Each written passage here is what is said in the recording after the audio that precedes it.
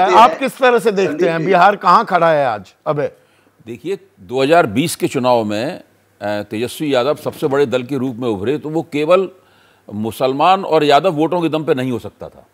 रोजगार को बड़ा मुद्दा बनाया, रोजगार को बड़ा मुद्दा बनाया। एक तो उनकी नीति सही थी, मुद्दा और इसमें पिछड़े वर्ग कैसे हाशिए पर है, प्रोफेसर्स हों, सेंट्रल यूनिवर्सिटीज में हाई कोर्ट जजेस हों, सेक्रेटरीज कितने हैं भारत सरकार में, वो आंकड़े अब सब जगह आ चुके हैं, वायरल हो चुके हैं। प्रदीप जी को याद होगा कि हम लोग एबीपी की तरफ से उस वक्त बिहार में थे और चर्चा कर रहे थे, तो हम दोनों इस बात पर हम लोगों में मतैक्य था कि जितना एमवाई से अतिरिक्त वोट तेजस्वी यादव को मिलेगा उतने वो सत्ता के नजदीक पहुंचेंगे।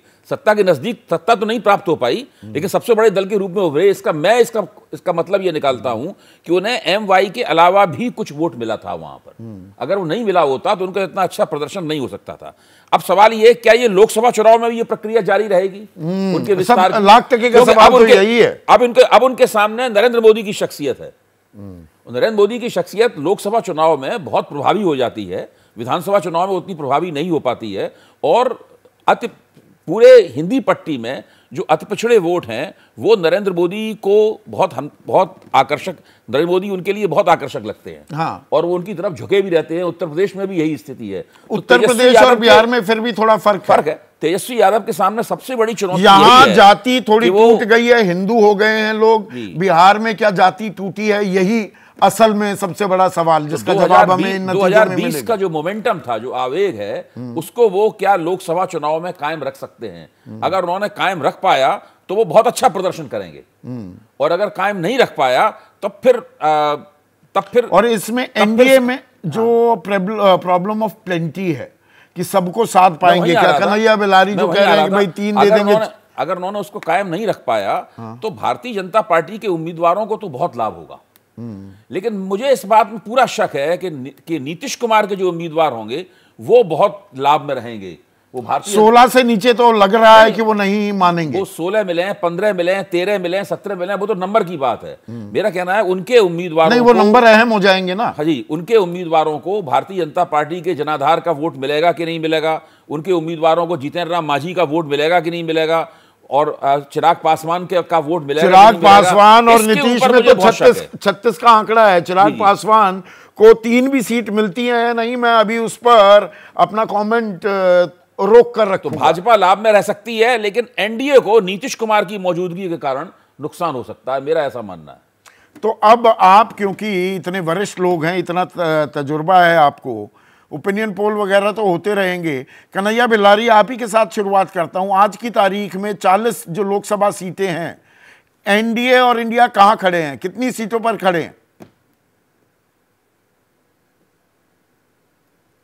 जब नीतीश कुमार ही कहते रहे हैं कि भाजपा क्यों परेशान है चिराग पासवान के लिए, इनके पिताजी हमारे साथ नहीं थे 2009 में, फिर भी हम लोग 32 जीते थे, तो मान के चलिए 30-32 पर वहाँ है कि हम उनके बिना भी 30-32 जीत जाएंगे। अभी जो परिस्थिति है, आप गणित के आधार पर बहुत कुछ बात हो रही थी, केमिस्ट्री अभी जो है, जो तेजस्वी यादव है उसके प्रति हर लोगों में एक दया वाला भाव है कि नीतीश कुमार ने इसके साथ जो है गद्दारी किया है। ये लोगों को जो भीड़ थी, हम भीड़ में अपने तरह से हमने सर्वे किया था, बातचीत किया लोगों में, उसमें ऑफकोर्स 70% जो लोग थे वो माई थे, लेकिन 30% जो थे वो बाप थे। तो इसको भी देखना चाहिए। केमिस्ट्री जो है उसके पक्ष में है। अब बिहार की जो लड़ाई है वो मोदी जी के फेस एक तरफ होगा, तेजस्वी का फेस एक तरफ होगा, ये दोनों होगा। नीतीश कुमार कहीं नहीं रहेंगे। मुझे तो लगता है कि 30 सेफली जो है 30 तक उनको सीट मिल जाएगी। 30-32 आप कह रहे हैं, और अरिथमेटिक और केमिस्ट्री का ये अच्छा खासा ये जो फर्क है प्रदीप जी, देखिए केमिस्ट्री, अरिथमेटिक तो एनडीए के पक्ष में साफ दिखाई दे रहा है नीतीश की वापसी के बाद, वो केमिस्ट्री भी बन पा रही है या नहीं, और इसमें चिराग फैक्टर को भी अगर आप संज्ञान में लें, आपके हिसाब से अभी दोनों गठबंधन कितने कितने पर खड़े? नहीं संदीप जी, देखिए चिराग फैक्टर और मांझी फैक्टर, वो सब फैक्टर आप देखिए, लेकिन असली चीज ये है कि तेजस्वी यादव का जो एमवाई फैक्टर है, वो जो अति पिछड़ों को डराता है, वो डर तेजस्वी यादव निकाल पाएंगे क्या? 2020 में हमको नहीं भूलना चाहिए एक मुद्दा आया था जो सरसंघचालक के बयान आरक्षण को लेकर, उसका फायदा जो है आरजेडी नहीं, को वो तो मिला 2015 की बात थी। कांग्रेस के सरसंघचालक का बयान 2015 में था, 2019 में नहीं था। विधानसभा चुनाव में 2015 की बात कर रहा हूं, जब जो है वो बीजेपी की हालत बहुत खराब हो गई थी। हाँ। तो इसलिए जो है वो MY फैक्टर जैसे ही आता है, ये हमने उत्तर प्रदेश में भी देखा। 2022 में ऐसा लग रहा था कि अखिलेश यादव आगे निकल रहे हैं, लेकिन जैसे ही MY फैक्टर जो है गांव में आता था तो वो अति पिछड़ा जो है वो डर कर फिर लौटाता था डर बीजेपी जो है, की तरफ। तो डर वही जो है बड़ा स्थिति फैक्टर NDA है, की सही तरफ कह हो रहे हैं। सकता है। अभी कितने पर खड़े हैं दोनों गठबंधन, प्रदीप जी? नहीं, मुझे लगता है कि 2019 की तुलना में एनडीए को थोड़ा नुकसान हो सकता है, लेकिन बहुत बड़ा नुकसान होगा। थोड़ा नुकसान का मतलब 5-7 सीट या 8-10 सीट जो कन्हैया कह रहे हैं? 3-4-5 सीटों तक का नुकसान हो सकता है, 3-4-5 अगर तेजस्वी यादव ने जो मोमेंटम बनाया है उसको बनाए रखते हैं। उसको बनाए रखते हैं, ये भी बहुत अहम बात कर रहे हैं। संजय, आप गेस्ट लेना चाहेंगे? अब बहुत सीधा सीधा बोलूंगा संदीप, नहीं अगर आप कह रहे हैं तो लेना पड़ेगा, गेस्ट तो करना पड़ेगा संदीप। मुझे लग रहा है कि इंडिया गठबंधन 4 सीट 5 सीट से ज़्यादा नहीं, 5 अपर लिमिट होगा मेरे हिसाब से, और बाकी 35 एनडीए के सब पाले में जाएगी। मैं 5 भी बहुत ऊपर कह रहा हूँ, बहुत अपने तरफ से बहुत कंसेशनल बता रहा हूँ 5 सीटें। वैसे मुझे लगता है 2 या 3 सीटें बहुत हैं। तो दरिया दिली दिखाते हुए आप 5 तक का आंकड़ा कह रहे हैं इंडिया के पास जा सकता है। विनोद? बिल्कुल, देखिए ज्यादा नंबर की बात है तो मैं दिल्ली में बैठ के बिहार के नंबर देने में थोड़ा सा असमर्थ अपने को महसूस करता हूं। हाँ। क्योंकि अब नीतीश कुमार का फैक्टर, नीतीश कुमार की सीटों पर क्या स्थिति होगी, कितना उनका वोट परसेंटेज उनको मिलेगा कि नहीं मिलेगा, ये बहुत सारे खाली 2019 के आंकड़ों के आधार पर अगर हम कहें कि भाई नीतीश और बीजेपी मिल गए तो फिर तो ठीक है, जो संजय जी कह रहे हैं, जो और लोग मित्र कह रहे हैं, मान लीजिए ठीक है। लेकिन मुझे लगता है इस बार उतना आसान नहीं रहेगा एनडीए के लिए जितना 2019 में था। 2019 में नीतीश और मोदी का अपना गठबंधन भी था, पुलवामा और बालाकोट का फैक्टर भी था, तो लड़ाई उतनी आसान नहीं है, आप ये कह रहे हैं। बद्री? हाँ, इस बार मुझे लगता है एकदम क्लीन स्वीप आप एनडीए को दे दे, मेरे हिसाब से नंबर में नहीं दे सकता। ठीक है बद्री, 30 सेकंड में प्लीज। हाँ संदीप जी, मेरा मानना है कि बिहार की इस चुनाव में भी जो केमिस्ट्री होगी वो मोदी खुद अपने आप में, मोदी की इमेज एक केमिस्ट्री है, और वो बड़े पैमाने पर एक पोलराइजेशन को अपनी तरफ, पोलराइजेशन सब सही नहीं है, एक मोबिलाइजेशन को इकट्ठी करेगी। लेकिन पोलराइजेशन भी ठीक शब्द यूज किया आपने।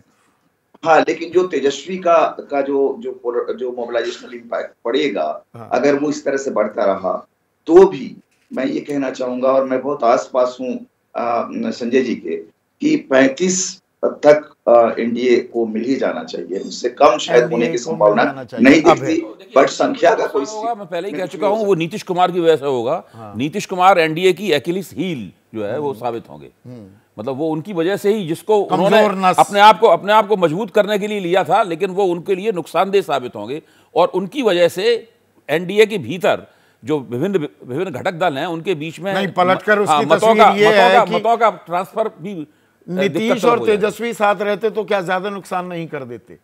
तो छोटे नुकसान के लिए बड़े नुकसान से बच रही है क्या बीजेपी? ये देखिए, मैं तो ये मानता हूं कि नीतीश कुमार को लेने से जो इंडिया गठबंधन का जो राष्ट्रीय चरित्र उभर रहा था, उसके ऊपर भारतीय जनता पार्टी ने एक मरणांतक प्रहार किया। बिहार की अपनी राजनीति में भाजपा की जो वहां की इकाई है, उसकी भी महत्वाकांक्षा यह है कि वो अकेले नीतीश से मुक्त होकर अकेले चुनाव लड़े, और उसी के लिए विधानसभा चुनाव की भी तैयारी उसी दिमाग से। आंकड़ा क्या है? मेरे ख्याल से 6-7 सीट भारतीय जनता पार्टी की कम हो सकती। तो 5 से लेकर 6-7 सीट और 8 से 10 सीट कम हो सकती हैं एनडीए की, ऐसा हमारे एक्सपर्ट्स का कहना है। बात हो रही है रोजगार की, असल मुद्दों पर लड़ाई फिर से आ गई है क्या? युवा क्रांति की बात कर रहे हैं राहुल गांधी। नरेंद्र भट्ट हैं, अल्मोड़ा वासी हैं, वो कह रहे हैं चुनावों में रोजगार कभी मुद्दा नहीं बनता, विपक्ष को सोचना चाहिए। और ये आज के विपक्ष के लिए लागू होता है। विपक्ष ने सोचा था 2014 में जब बीजेपी विपक्ष में थी रोजगार को मुद्दा बनाया था। तो बात भरोसे की भी है और जैसा दिबांग कह रहे थे, पेश करने का तरीका भी मुकम्मल होना चाहिए। होगा क्या, देखते हैं। नमस्कार। जैसे ही घड़ी का काटा दोपहर 2:30 पे आए, बबीता जी का दिल सास बहू साजिश के लिए मचल जाए। और ये है इनकी बहू, पूरे दिन ऑफिस की टेंशन हो जाए गॉन जब ये करें अपना फेवरेट शो फ्री टाइम पे ऑन। इनकी तरह आप भी देखें अपना फेवरेट शो अपने टाइम पर और डाउनलोड कीजिए एबीपी लाइव ऐप अपने स्मार्ट टीवी पर।